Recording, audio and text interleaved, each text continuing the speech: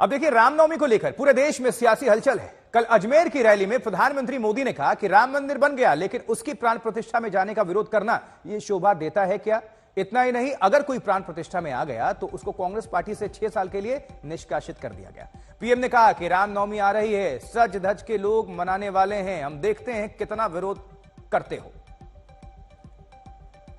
चलो भाई, राम मंदिर बन गया, लेकिन उसकी प्राण प्रतिष्ठा में जाने का विरोध करना यह शोभा देता है क्या? इतना ही नहीं, अगर कोई प्राण प्रतिष्ठा में आ गया तो उसको कांग्रेस पार्टी से 6 साल के लिए निकाल दिया। हमारे यहां तो सुबह शाम मिलते हैं तो राम राम सा करके शुरू करते हैं भाई, और अंतिम विदाई में भी राम बोलो राम से ही जाते हैं जी। उस राम के खिलाफ इतना गुस्सा मेरे दिमाग में नहीं बैठ रहा है भैया। प्रभु राम अपने घर विराजे, और ये रामनवमी आ रही है, सज धज के लोग मनाने वाले हैं, हम देखते हैं कितना विरोध करते हो।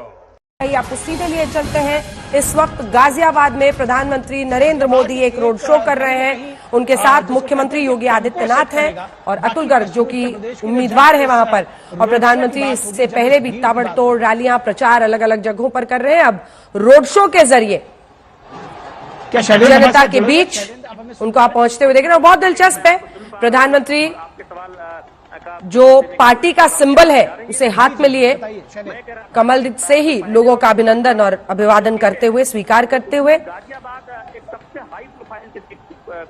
गाजियाबाद में अगर आप देखें तो अतुल गर्ग को यहां पर चुनावी मैदान में बीजेपी ने उतारा है, और इसी के जरिए आप समझ सकते हैं कि दिल्ली एनसीआर के इलाके में, गाजियाबाद आसपास के तमाम इलाकों में प्रभाव डालने के लिए प्रधानमंत्री का ये, और जगह जगह आप देख रहे हैं पारंपरिक वेशभूषा में लोगों के नृत्य भी हो रहे हैं प्रधानमंत्री के स्वागत के लिए।